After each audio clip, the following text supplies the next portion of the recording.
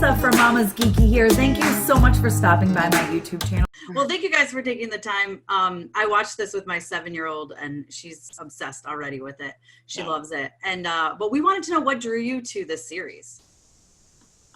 Yeah, I mean, for me, it was, they shared Dan's book with me, a million years ago when we first started brainstorming the series. And, I think two things. Like, one, you kind of love Doug. He's got his little, his cute little belly and stuff. So you immediately connect with the character, and I think that's important.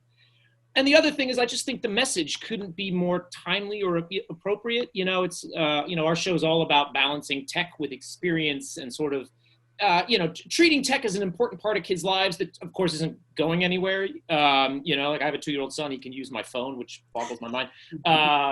But that it sort of says like, hey, that's you need to have your tech, but you should also balance that with experience. Go out and explore your world. And I just connected with me that sort of takeaway, and it felt like an important thing to say. And for me, very similar. The show had begun development from the book, then with Jim coming on to really build out the world. I came on to help build out even more and visually. And for me, I was, as a mom myself, I have 2 kids and 3 stepkids who are very into their tech. I was really, really interested in the theme that, we are saying, like, there is a place for tech. Like, we're not going to say tech is bad because tech is good. There are great things about tech, about how we can, have access to information, and kids have this immediate access to, my stepson loves to look up Google Earth and travel the world, but then that there is this time to unplug and have an experience. So the plugging in and downloading of information can then, catapult you into all these wonderful life experiences, and they end up informing each other. So that theme just made me feel like, oh my God, I need to be a part of this. And then just kind of visually, I just started thinking right away about how much fun I would have drawing robots and bringing this bouncy, exuberant best friend to life. And I just couldn't wait to get my hands on those characters. Well, thank you. Yeah, and that theme really comes through because my 7-year-old is like, can we go to the beach? Can we get table tennis? Can we do this? And I'm like, yes, we can do anything that's not on your iPad. So, that's awesome. All right. We will take that as a win. Yes, it's a big win. Thank you, guys. Thank you so much. Thank you. Hey, guys. Hello Hi again. I know that, Aliki, you've been doing stuff for a long time. You've been doing some work with like Descendants and stuff, and I want to know if that had any input with this. Did it help you at all? Or? I mean, definitely every single show, every single job that I ever do for sure informs the next one. I think that, Descendants was my first CG job. So it was something where I got to really find out what it meant to have great storytelling, and then, what the limitations, but what is wonderful about the CG sphere. So that experience definitely informed then what I felt like, we could do and what we could explore with Doug as well. Descendants, they were shorts. So the exciting thing for me was being able to, kind of push a world, even bigger and beyond these kind of smaller sets that we had for Descendants.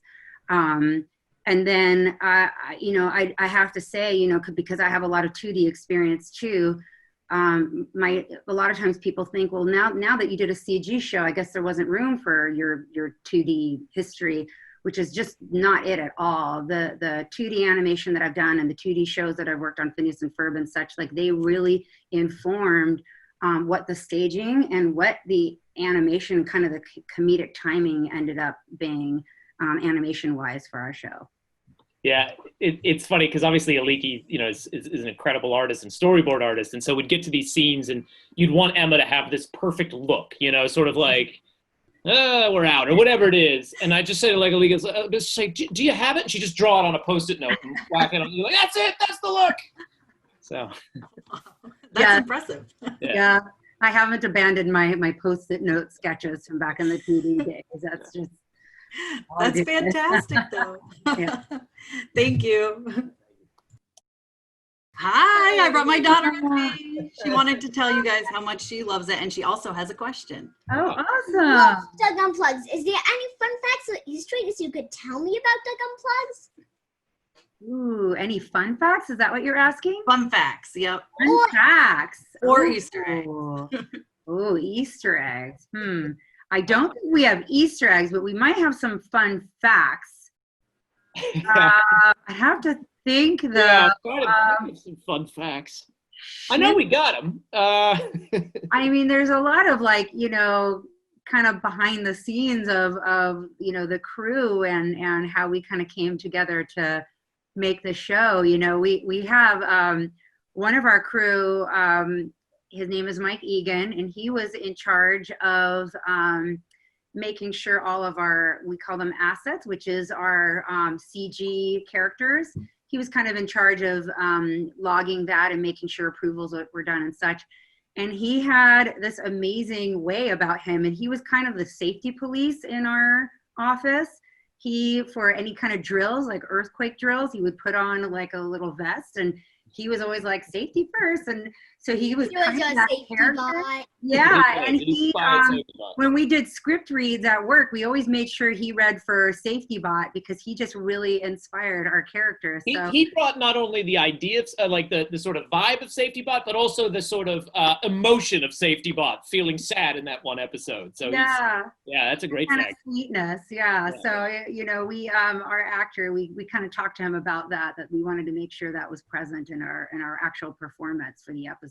So Yeah, and then here's the one more thing. Whenever Aliki and I would explain the series to people, we'd have to describe the characters, and we'd always do this. This is our little setup here. And Here we go. I'd say, this is Jenny Dronberg. She's a hotshot fighter pilot. I messed it up. Hotshot fighter pilot. And that was a bit we did. That was our bit. That was our bit. I messed up. Yeah. Thank you. Thank you so much. Thank you.